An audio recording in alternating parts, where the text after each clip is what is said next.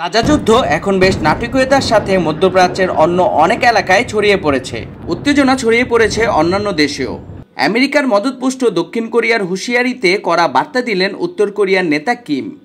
উত্তর কোরিয়ার নেতা কিম জং উন হুঁশিয়ারি উচ্চারণ করেছেন যে তাদের সার্বভৌমত্ব লঙ্ঘনের জন্য যদি কোনো শক্তি ব্যবহার করা হয় তাহলে তার দেশ পরমাণু অস্ত্র ব্যবহার করতে দ্বিধা করবে না।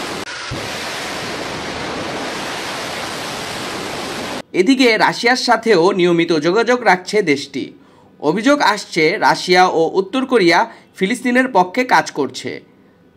আমেরিকার মদতপুষ্ট ইসরায়েলের বিরুদ্ধে লড়তে সশস্ত্র হুতি গোষ্ঠীকে সরবরাহ করা হচ্ছে অস্ত্র। পিংইয়ংয়ের ভূখণ্ডে দক্ষিণ কোরিয়া এবং তার মিত্র যুক্তরাষ্ট্র আক্রমণ করলে উত্তর কোরীয় বাহিনী বিনা দ্বিধায় পারমাণবিক অস্ত্র ব্যবহার করবে বলে হুমকি দিয়েছেন দেশটির নেতা কিম জং উন।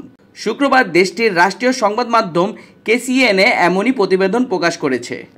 কিম বলেন, যদি শত্রুরা পিংইয়ংয়ের ভূখণ্ডে উত্তর কোরিয়ার সার্বভৌমত্ব লঙ্ঘন করে হামলার চেষ্টা করে তাহলে আমরা পারমাণবিক অস্ত্রসহ দখলে থাকা সব আক্রমণাত্মক শক্তি বিনা দ্বিধায় ব্যবহার করব। দক্ষিণ কোরিয়ার প্রেসিডেন্ট ইউন সুক ইয়োল উত্তর কোরিয়ার শাসনের অবসান ঘটানোর হুমকি দেন। তিনি বলেছিলেন, উত্তর কোরিয়া যদি পারমাণবিক অস্ত্র ব্যবহার করার চেষ্টা করে তবে এটি আমাদের সামরিক বাহিনী এবং কোরীয় জোটের দৃঢ় এবং অপ্রতিরোধ্য প্রতিক্রিয়ার মুখোমুখি হবে। সেদিন উত্তর কোরিয়ার শাসনের অবসান হবে। একদিন পর দক্ষিণ কোরিয়ার প্রেসিডেন্টের ওই মন্তব্যেরই পাল্টা জবাব দিলেন উত্তর কোরিয়ার প্রেসিডেন্ট কিম। প্রতিবেশী রাষ্ট্রের প্রেসিডেন্টের মন্তব্যের জবাবে তাকে পুতুল এবং একজন অস্বাভাবিক মানুষ বলে কটাক্ষ করেছেন কিম। প্রসঙ্গত, দক্ষিণ কোরিয়ায় কয়েক হাজার মার্কিন সেনা মোতায়েন রয়েছে।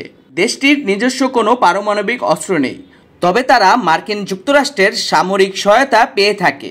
এদিকে ইরান ও ইসরায়েলের মধ্যে যে কোনো সময় যুদ্ধ শুরু হতে পারে।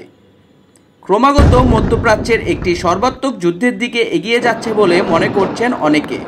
যুদ্ধে জড়িয়ে পড়লে রাশিয়া, উত্তর কোরিয়া ও চীন ইরানের পাশে থাকবে বলেই ধারণা করা যাচ্ছে।